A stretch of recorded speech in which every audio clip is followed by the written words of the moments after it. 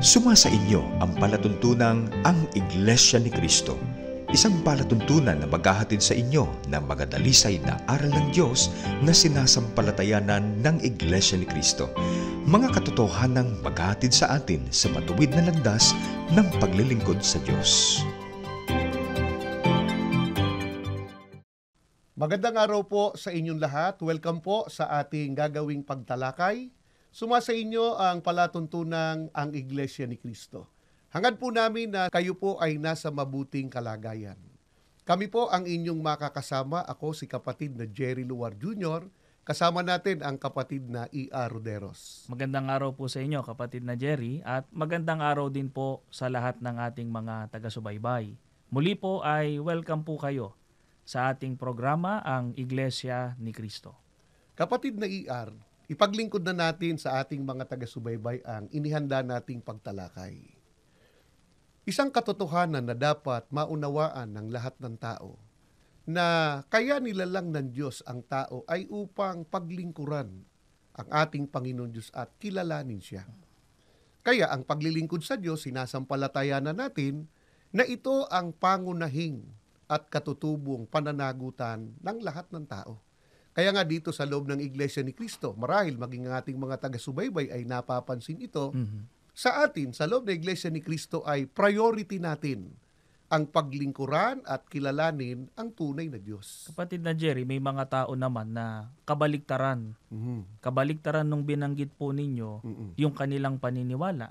Sa halip na maging prioridad nila sa buhay ang maglingkod at kumilala sa Diyos, ay iniuukol nila yung kanilang buong panahon sa pag-aasikaso sa mga bagay na ukol sa mundong ito. Ano pat nawawalan sila ng panahon para sa paglilingkod sa ating Panginoong Diyos. Sa makatwid, mga mahal po naming taga-subaybay, mapapansin po ninyo, may magkasalungat na paniniwala ang tao tungkol sa paglilingkod sa Diyos o pagrelihiyon. Tama, may mga naniniwala na prioridad ang maglingkod sa Diyos. Yes, opo. At yung iba naman ay wala silang panahon para sa paglilingkod sa Diyos. Lumilitaw, may magkasalungat na paniniwala ang tao patungkol sa kahalagahan ng paglilingkod sa Diyos. Kapatid na E.R., ipaglingkod natin sa pamamagitan ng pagtuturo ng banal na kasulatan. Isang bagong bagay ba na mayroong magkasalungat na paniniwala ang tao tungkol sa pagrelihiyon? Hindi isang bagong bagay yan, kapatid na Jerry, pero alamin muna natin yung isa sa paniniwala ng tao ukol dyan. Mababasa natin yan dito sa unang Timoteo, sa 4 at 8. Pakinggan natin, mga mahal na taga-subaybay, ang sinasabi ng banal na kasulatan. Sapagkat sa pagsasanay ng katawan ay may kaunting pakinabang. Ngunit ang kabanalang sa lahat ng mga bagay ay pinakikinabangan na may pangako sa buhay na ito at sa darating. Kapatid na Jerry, mahalaga ang pagsasanay sa kabanalan o ang katumbas ay ang paglilingkod sa ating Panginoong Diyos. Gaano kahalaga, kapatid na E.R., kung ang tao ay nagsasanay sa kabanalan, katumbas ay nagrirelihiyon o naglilingkod sa Diyos? Sabi po ni Apostol Pablo, ang kabanalang sa lahat ng mga bagay ay pinakikinabangan na may pangako sa buhay na ito at sa darating. Pagka sinabi ng banal na kasulatan na may pangako sa buhay na darating, ano ang katumbas nun? Magtatamo ng buhay na walang hanggan o katumbas ay kaligtasan. Sa makatwid, mga mahal po naming taga-subaybay, yan po ang kahalagahan ng pagkilala o pagrelihiyon, ng paglilingkod sa Diyos. Tutumbasan po ito ng Diyos ng buhay na walang hanggan. Ituloy natin ang ating pag-aaral ng mga pagtuturo mula sa Biblia. Alin naman ang kasalungat na paniniwala ng tao tungkol sa pagrelihiyon? Ganito naman ang mababasa natin dito sa Malakyas sa 3:14. Pakinggan po natin, mga mahal na taga-subaybay. Inyong sinabi, walang kabuluhan ang maglingkod sa Diyos. At anong kapakinabangan nito na ating iningatan ng kanyang bilin at tayo'y nagsilakad na may pananangis sa harap ng Panginoon ng mga hukbo. Kapatid na Jerry, may mga tao na ganito paniniwala. Yan yung kasalungat kanina. Oo, walaan niyang kabuluhan ang maglingkod sa Diyos. Mga mahal naming taga-subaybay, yan po ang magkasalungat na paniniwala ng tao sa pagrelihiyon o pagkilala sa Diyos. Ang iba ay naniniwalang may kabuluhan ng pagrelihiyon o pagkilala sa Diyos. Magtatamo ng buhay na walang hanggan. Sa kabilang dako naman, may mga taong naniniwala na wala itong kabuluhan. Walang mapapala sa pagrelihiyon. Kapatid na ER, ayon sa pagtuturo ng banal na kasulatan, bakit may mga tao na ang paniniwala walang kabuluhan ng paglilingkod sa ating Panginoon Diyos o pagrelihiyon? At pakinggan natin ang sagot dito sa Job sa 21, 14, 15, 7 hanggang 9 at 11 at 13. Dinggin natin mga mahal na taga-subaybay ang pahayag ng banal na kasulatan. At sinasabi nila sa Diyos, lumayo ka sa amin, sapagkat hindi namin ninanasa ang pagkaalam ng iyong mga lakad. Ano ang makapangyarihan sa lahat na siya'y paglilingkuran namin? At anong pakinabang magkakaroon kami kung kami ay magsidalangin sa Kanya? Bakit nabubuhay ang masama? Nagiging matanda? Oo. Nagiging malakas ba sa kapangyarihan? Ang kanilang binhi ay natatatag na kasama nila sa kanilang paningin. At ang kanilang mga suwi ay nasa harap ng kanilang mga mata. Ang kanilang mga bahay ay tiwasay at walang takot. Kahit ang pamaluman ng Diyos ay wala sa kanila. Kanyang inilabas ang kanilang mga bata na gaya ng kawan, at ang kanilang mga anak ay nangagsasayawan. Kanilang ginugugol ang kanilang mga kaarawan sa kaginhawahan, at sa isang sandali ay nagsisilusong sila sa Siyol. Ito ang dahilan, kapatid na Jerry. Kaya may mga tao na ang kanilang paniniwala walang kabuluhan o walang pakinabang ang maglingkod sa ating Panginoong Diyos.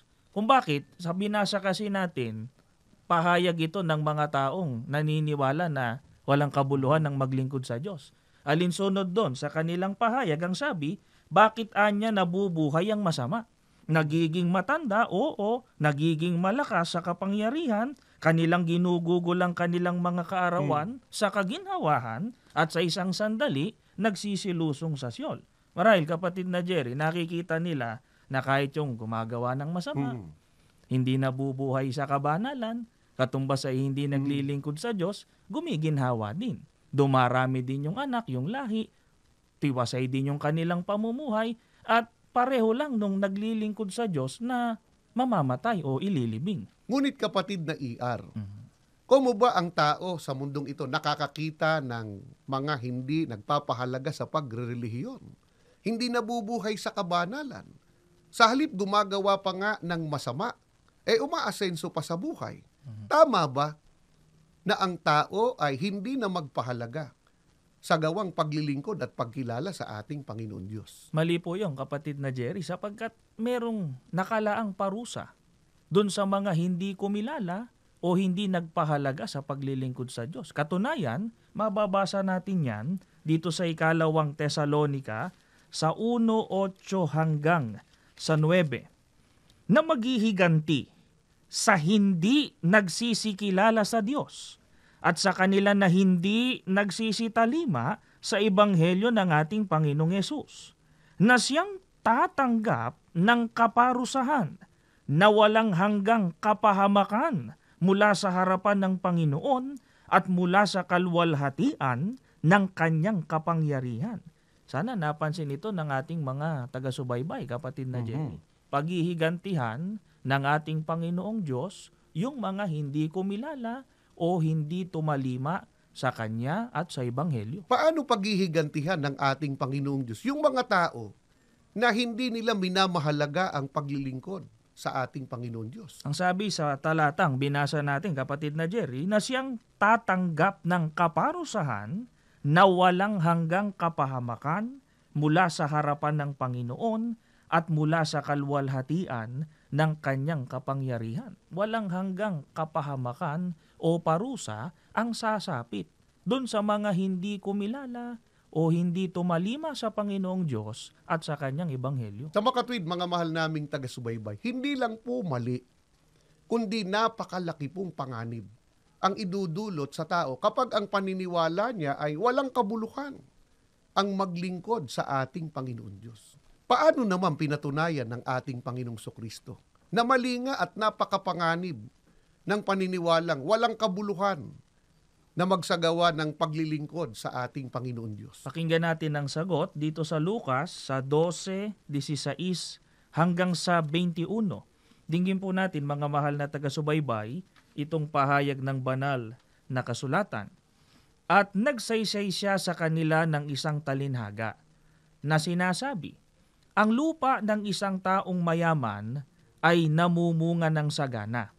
At iniisip niya sa sarili na sinasabi, ano ang gagawin ko? Sapagkat wala akong mapaglalagyan ng aking mga inaning bunga. At sinabi niya, ito ang gagawin ko. Igigiba ko ang aking mga bangan at gagawa ako ng lalong malalaki. At doon ko ilalagay ang lahat ng aking butil at aking mga pag-aari. At sasabihin ko sa aking kaluluwa, kaluluwa, marami ka ng pag-aaring nakakamalig para sa maraming taon. Magpahingalay ka, kumain ka, uminom ka, matuwa ka. Datapwat, sinabi sa kanya ng Diyos, ikaw na haling, hihingin sa iyo sa gabing ito ang iyong kaluluwa. At ang mga bagay na inihanda mo ay mapapasa kanino kaya? Gayon nga, ang nagpapakayaman sa ganang kanyang sarili at hindi mayaman sa Diyos. Itong binasa po natin ay talinhaga ng ating Panginoong Jesucristo tungkol sa taong mayaman at yung kanyang lupain ay namunga ng sagana. At dahil sa napakasagana nung naging bunga, alinsunod din sa talata, marami na siyang ani na nakakamalig na magagamit niya sa maraming taon. Kumbaga ay stable na yung kalagayan niya. Napaghandaan niya yung kinabukasan o future niya. Yung tinutukoy dyan sa talinhaga para sa kabatiran ng ating mga taga-subaybay, yan ay taong mayaman na dahil sa pagsisikap ay lalo pang yumaman. Pero ang tanong natin, masama ba na ang tao ay maging ganyan? Mayaman na, lalo pang yumayaman. Hindi masama, kapatid na Jerry, na ang tao ay yumaman o lalong sumagana sa kanyang tinatangkilik sa buhay na ito. Ang nagiging masama, pagka meron siyang nakaligtaan. Ano yung nakaligtaan ng taong mayaman na lalo pa siyang yumaman? Kung napansin niyo po, maging ng ating mga taga-subaybay, nung siya ay lalo nang sumagana, lalong yumaman, sa halip na magpasalamat dun sa nagpayaman sa kanya, nagpasagana sa kanya, ang inisip niya ay yung ukol pa rin sa mga bagay sa buhay na ito. Ano ang masamang kinasapitan niya? Dahil yun ang kanyang ginawa. Sa halip na kilalanin ang Diyos, hindi niya ginawa yun. Alinsunod sa binasa nating talata, datapwat sinabi sa kanya ng Diyos, ikaw na haling, hihingin sa iyo sa gabing ito ang iyong kaluluwa, at ang mga bagay na inihanda mo ay mapapasa kanino kaya? Katumbas lang nito, kapatid na Jerry, pagdating ng kamatayan ng tao, ano man yung naipundar po niya, ano man yung tinatangkilik na meron siya, gaano man siya kayaman, hindi rin niya pakikinabangan. Tama yun, kapatid na Iyer. Kaya nga mismo ang ating Panginoong Kristo, alinsunod sa binasa niyong talata, sinabi niya haling ang tao na hindi sa kanya mahalaga at itinuturing niyang walang pakinabang ang paglilingkod sa Panginoon Diyos. Mga mahal po naming taga-subaybay, wag nating ipagdaramdam. Pero ang sabi ng Biblia ay haling ang gayon tao. Sa ibang talata at ibang sali ng Biblia, ang katumbas po nung haling ay hangal. Kaya isang kahangalan po kapag ka ang tao ay nagtataglay ng paniniwala na walang pakinabang ang maglingkod sa ating Panginoon Diyos. Sa kabilang dako, kapatid na IR, paano naman tinitiyak ng banal na kasulatan na may pakinabang ang paglilingkod sa ating Panginoon Diyos? Ganitong mababasa natin dito sa Lucas sa 18:28 hanggang sa 30. Pakinggan natin, mga mahal na taga-subaybay, ang pahayag sa atin. Sinabi ni Pedro, iniwan namin ang lahat upang sumunod sa inyo. Sinabi sa kanila ni Jesus, tapat na sinasabi ko sa inyo, lahat ng nag-iwan ng tahanan, asawa, mga kapatid, mga magulang at mga anak, alang-alang sa kaharian ng Diyos, ay tatanggap ng maraming ulit na gantimpala sa panahong ito at buhay na walang hanggan sa darating na panahon. Niliwanag sa atin, kapatid na Jerry, ng ating Panginoong Jesucristo, yung biyaya o pakinabang kapag ang tao ay naglingkod sa ating Panginoong Diyos. Alinsunod, sa binasa natin, tatanggap ng maraming ulit na gantimpala sa panahong ito. Yan yung pagpapala sa buhay na ito. Pero hindi lang yun eh. Ang sabi pa, at buhay na walang hanggan sa darating na panahon. Tayo ay sumasampalataya na ang tinutukoy diyan, kapatid na ER, na buhay na walang hanggan, na ipagkakaloob sa naglilingkod sa Panginoon Diyos, yan ay ang kaligtasan ng ating kaluluwa mula sa parusa ng ating Panginoon Diyos pagdating ng araw ng paghukom. Kaya mga mahal naming taga-subaybay, ibang-iba po ang sasapitin ng tao na naniniwalang walang kabuluhan ang paglilingkod sa Diyos kung ihahambing sa taong naniniwala at nagpapahalaga sa paglilingkod sa Panginoon Diyos. Yung naniniwalang walang pakinabang ang paglilingkod sa ating Panginoon Diyos, parurusahan pagdating ng araw ng paghukom. Ngunit yung naniniwala at nagsasagawa ng paglilingkod sa Panginoon Diyos, magtatamo ng buhay na walang hanggan o kaligtasan ng kaluluwa pagdating po ng araw ng paghukom. Mga mahal naming taga-subaybay, saan kaya tayo kabilang sa dalawang binabanggit na yan? Magpapakilala lang po muna ang ating himpilan. Mamaya po, magpapatuloy po ang ating pagtalakay. Nakikinig kayo sa Iglesia ni Cristo Radio, DZEM 954, ang tinig ng katotohanan.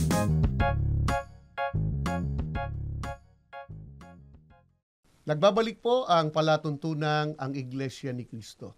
Kapatid na ER, bago tayo magpatuloy sa ginagawa nating pagtalakay, batiin muna natin ang mga taga-subaybay natin diyan sa distrito ng Tarlac City, maging sa distrito ng Cabanatuan, diyan sa Nueva Ecija. Magandang araw po sa inyong lahat. Magandang araw din po sa lahat ng mga distrito na kabilang sa Central Luzon 2 Satellite Studio. Welcome din po sa mga panauhin na kasama po ninyo.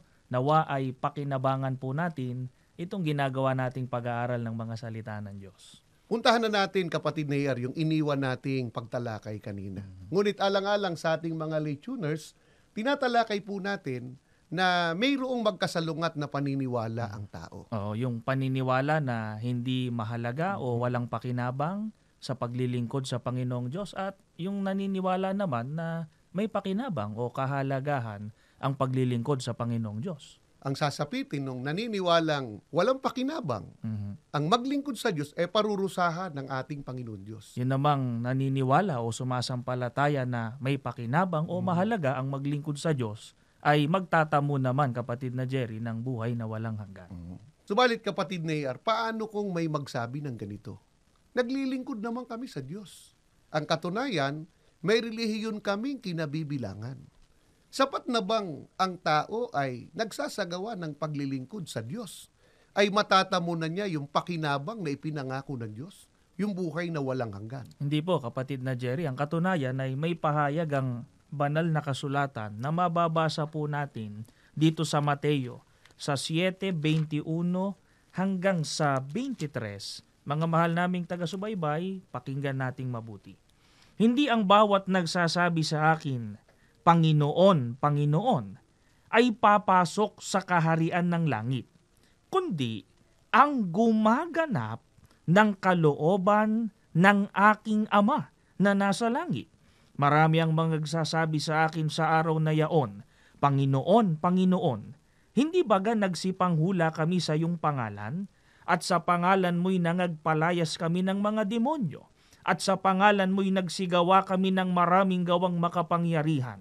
At kung magkagayoy, ipahahayag ko sa kanila, kailan may hindi ko kayo nangakilala? Magsilayo kayo sa akin, kayong manggagawa ng katampalasanan. Kapatid na Jerry, bago isagawa ng tao ang paglilingkod sa Diyos, dahil yun naman talagang dapat niyang gawin, kailangan muna niyang matiyak nagagawa niya ba o natupad na ba niya yung kalooban ng Ama. Sana makatawag ng pansin yan sa ating mga taga-subaybay.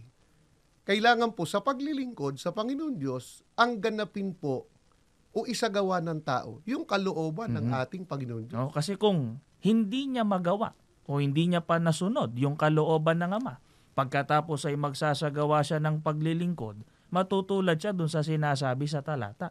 Tumatawag ng Panginoon, naglilingkod din, at sa kanilang pagrirelihiyon o paglilingkod, sana napansin din ng ating mga taga-subaybay, may mga nahahayag pa na himala. Ginagamit ang pangalan ng Panginoon.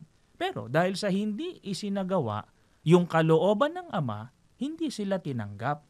Sa halip ay ipinagtabuyan sila ng Panginoon. Hindi dahil sa walang kabuluhan ang maglingkod sa ating Panginoon Diyos. Napakahalaga ng paglilingkod sa Diyos. Ngunit, kung ang paglilingkod hindi salig sa kalooban ng ating Panginoon Diyos, mawawalan ng kabuluhan ang gayong paglilingkod. Katumbas din ng para ding hindi kumilala o hindi naglingkod sa ating Panginoon Diyos. Alamin natin, ano ba ang kalooban ng ating Panginoon Diyos? Ngayon ang dapat masunod ng tao upang yung paglilingkod niya magkaroon ng kabuluhan sa ating Panginoon Diyos. Ganito naman ang ating mababasa dito sa Efeso. Sa 1:9 hanggang sa 10, pakinggan po natin itong pagtuturo ng banal na kasulatan.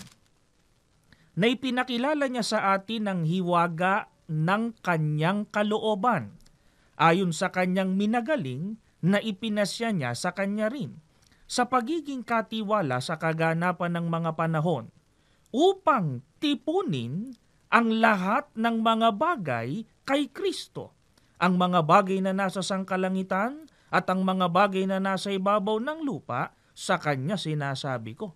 Ang kalooban ng Diyos o ng Ama na dapat masunod ng tao para tanggapin yung kanyang paglilingkod, pakinabangan niya yung biyayang dulot nito, alinsunod sa pahayag ni Apostol Pablo, upang tipunin ang lahat ng mga bagay kay Kristo. Katumbas nito, kapatid na Jerry, kailangang matipon muna ang tao sa ating Panginoong Jesucristo para yung gagawin niyang paglilingkod, tanggapin ng ating Panginoong Diyos. Sa makatuwid, kapag ka ang tao, kapatid na IR, nagsasagawa rin ng paglilingkod at ipinatutungkol sa Panginoon Diyos, wala pa rin kabuluhan yun kung hindi pa niya nagagawa na siya ay kasama doon sa natipon na sa ating Panginoong Jesucristo. Paano ba matitipon ng tao sa Panginoong Jesucristo? Kasi may mga tao na ganito sinasabi. Kami naman, anya, ay tinanggap na namin ang Panginoong Jesucristo bilang tagapagligtas. Yung kaya ay kasama na sa natipon sa Panginoong Jesucristo. Yung iba naman nagsasabi na sumampalataya lang daw ang tao sa ating Panginoong Jesucristo ay na kay Kristo Jesus na raw siya. Katumbas, kasama na siya sa natipon sa ating Panginoong Jesucristo. Alam mo, kapatid na Jerry at mga mahal po naming mga taga-subaybay, mahalaga ang sumampalataya at mahalagang tanggapin ang Panginoong Jesucristo. Pero ano ang sinasabi ng Biblia patungkol doon sa mga tao na natipon na sa ating Panginoong Jesucristo? Nagsama-sama. Saan ba sila matatagpuan? Basta na lang ba sumampalataya o tumanggap sa Panginoong Jesucristo? Pakinggan natin, pahayag pa rin ito ni Apostol Pablo dito sa Roma sa 5 o sa 12:4 hanggang sa 5. Sapagkat kung paanong sa isang katawan ay meron tayong maraming mga sangkap at ang lahat ng mga sangkap ay hindi pareho ang gawain, ay gayon din tayo na marami ay iisang katawan kay Kristo at mga sangkap na sama-sama sa isa't isa, para ang tao, kapatid na Jerry, ay matipon o magsama-sama sa ating Panginoong Jesucristo alinsunod sa pahayag ng Biblia, kailangang magsama-samang sangkap ng isang katawan. Alin ang iisang katawan na doon, sama-sama ron? Opo. Katumbas, sabi ng banal na kasulatan, natitipon doon yung mga tao na ang ginagawa ay kalooban ng ating Panginoon Diyos. Pakinggan natin dito sa Kolosas. Sa 1:18, ganito ang pagtuturo pa rin ni Apostol Pablo. Pakinggan natin, mga mahal naming taga-subaybay. at siya ang ulo ng katawan sa makatwid bagay ng iglesia. Alinsunod sa pahayag ni Apostol Pablo, yung katawan ay ang iglesia, na ang ulo nito walang iba kundi ang ating Panginoong Hesukristo. Sa makatwid, mali yung sinasabi ng iba, kapatid na ER. Wala raw kabuluhan ang mag-iglesia ang tao. Kasi binabanggit diyan ang taong mga sumunod sa ating Panginoon Diyos, yung kalooban niyang isinakatuparan, mga mahal naming taga-subaybay, nasa loob po ng iglesia. Pero teka muna, kapatid na ER. Binabanggit ba sa banal na kasulatan yung iisang katawan o iisang iglesia ng ating Panginoong Hesukristo? Binabanggit yan, kapatid na Jerry. Mababasa natin yan dito sa Roma sa 16, ganito ang pagtuturo sa atin ng banal na kasulatan. Pakinggan ho nating mabuti, mga mahal naming taga-subaybay. Magbatian kayo ng banal na halik. Lahat ng iglesia ni Kristo ay bumabati sa inyo. Iglesia ni Kristo ang pangalan ng iglesia na katawan ng ating Panginoong Hesukristo. Kaya, para pakinabangan ng tao ang paglilingkod sa ating Panginoong Diyos, makamtan niya, kapatid na Jerry, yung buhay na walang hanggan, maging yung mga biyaya sa buhay na ito, kailangan niyang umanib sa iglesia ni Kristo, kailangan niyang pumasok sa iisang katawan ng Panginoong Hesus. Mga mahal po naming taga-subaybay, ito po ang dahilan kung bakit lagi po namin kayong inaanyayahang magsuri sa mga pagtuturo ng mga aral ng Diyos sa loob ng Iglesia ni Kristo. Sapagkat dito po sa loob ng Iglesia ni Kristo, dito lamang, kapatid na ER, magagawa po ng tao ang tunay na paglilingkod sa ating Panginoon Diyos na pakikinabangan ng tao. Pagdating ng araw po ng paghukom, magtatamo ang tao ng buhay na walang hanggan o kaligtasan ng kaluluwa. Salamat po ng marami sa inyong pagsubaybay. Bago tayo pansamantalang maghiwa-hiwalay, inanyayahan po namin kayo sa isang panalangin. Panginoon na aming Diyos, salamat ng marami po sa iyo. Hindi kami nabigo, nakasama namin po sa pagkakataong ito ang marami naming taga-subaybay. Amen. Nakinabang nawa ng iyong mga kaloob upang magawa ang tunay na paglilingkod sa iyo. Umanib po sa iyong banal na iglesia. Amen. At pagdating ng araw po ng paghukom, kasama naming magmamana ng buhay na walang hanggan. Amen. Panginoon naming Hesukristo, lumalapit po kami sa iyo. Nagmamakaawa kaming ipamagitan kami sa Ama. Amen. Dinggin po ang aming mga panalangin. Ama, sa muling paglapit namin sa iyo. Higit sa amin, ingatan mo po ang aming tagapamahalang pangkalahatan. Amen. Ang kapatid na Eduardo Manalo. Amen. Maging ang kanilang mga katuwang sa pamamahala. Lalo ng kapatid na Angelo Iranio Manalo. Amen. Hinihiling po namin ang lahat sa pangalan ng Panginoong Hesukristo. Amen. Kami po ay nagpapasalamat sa inyong pagsubaybay. Kung mayroon kayong katanungan, maaari po kayong mag-email sa amin sa dcem954@isaradio.org. Malugod din namin kayong inaanyayahan sa aming mga pagsamba at pagdudoktrina o magbasa ng mga lathalaing pasugong at subaybayan ang aming mga programa sa INC TV. Maaari rin po kayong makipag-ugnayan sa mga ministro at mga may tungkulin sa Iglesia ni Cristo sa pinakamalapit na lokal sa inyong pook.